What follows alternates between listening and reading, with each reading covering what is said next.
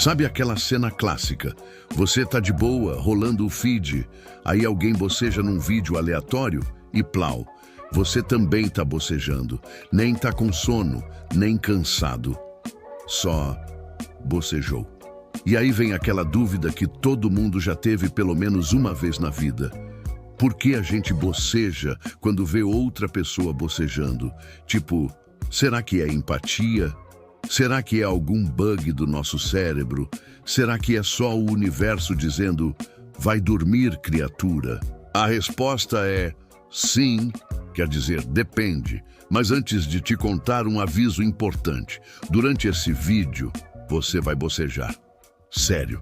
Isso aqui é tipo um teste psicológico disfarçado de vídeo educativo. Então já prepara o maxilar aí, porque o festival de bocejo vai começar. Beleza. Primeiro, o que é um bocejo? Você abre a boca, puxa o ar fundo e solta devagar.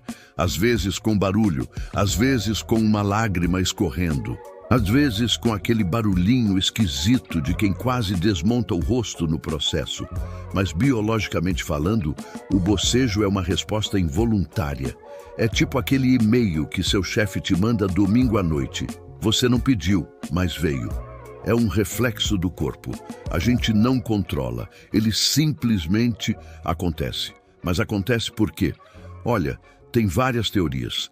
A mais tradicional diz que a gente boceja para oxigenar o cérebro. Quando a gente está cansado ou entediado, nossa respiração fica mais lenta. Aí o cérebro pensa, opa, tá vindo pouco ar aqui. E solta o bocejão para puxar uma dose extra de oxigênio. Bonito, né? Mas tem um porém. Essa teoria já foi meio desbancada. Estudos mais recentes mostraram que a quantidade de oxigênio no sangue não muda muito antes e depois do bocejo. Então talvez o bocejo não seja para oxigenar nada. Uma hipótese mais moderna diz que ele serve para resfriar o cérebro. Sim, resfriar, igual a ventoinha do seu notebook quando você abre 87 abas do Chrome. Quando o cérebro esquenta demais, por cansaço, estresse ou tédio, o bocejo ajuda a dar uma refrescada. O ar entra, passa pela cavidade nasal, resfria os tecidos e dá aquela estabilizada. É tipo um ventilador natural embutido na sua cara. Legal, né? Agora, vamos à parte realmente curiosa. Por que ver alguém bocejando faz você bocejar também?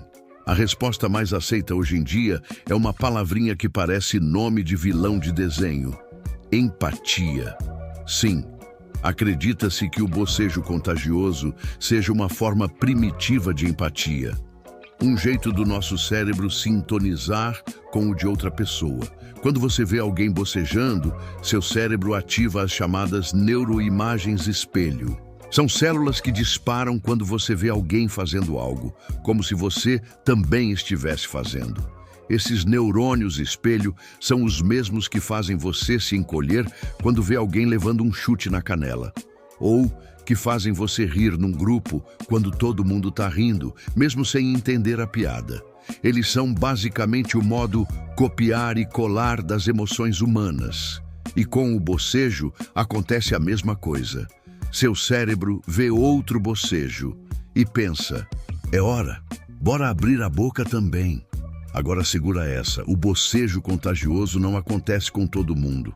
Crianças muito pequenas, por exemplo, raramente bocejam por empatia. Isso porque os neurônios espelho ainda estão em fase beta. E pessoas com transtornos como autismo ou transtornos de personalidade tendem a ter menos bocejo contagioso, o que os cientistas acreditam estar ligado a déficits de empatia. Ou seja, quanto mais empático você é, mais fácil é cair na armadilha do bocejo alheio. É tipo dizer, olha, eu me importo tanto com você que até bocejo junto. Fofinho, né? Agora uma curiosidade de explodir a cabeça. Sabe quem mais boceja por empatia? Cachorros. Sim, se você bocejar perto do seu doguinho, ele pode bocejar também. E não é porque ele está com sono. Estudos mostraram que cães bocejam mais quando seus donos bocejam do que quando estranhos fazem isso. Ou seja, empatia canina ativada. A ciência ainda está tentando entender exatamente como isso funciona, mas parece que os cachorros desenvolveram essa habilidade na convivência com os humanos, um jeito de se conectar emocionalmente com a gente. Mais uma prova de que os doguinhos são perfeitos. E aqui vai mais uma. Bocejar não é só ver alguém bocejar.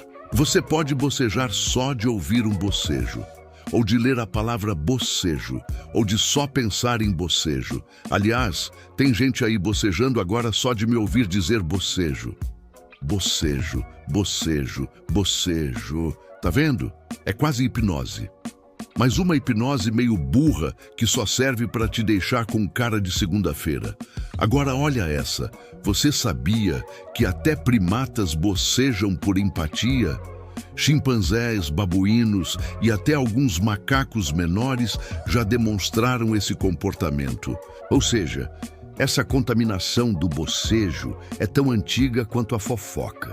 E mais, bocejar pode ter servido como forma de comunicação entre os primeiros humanos.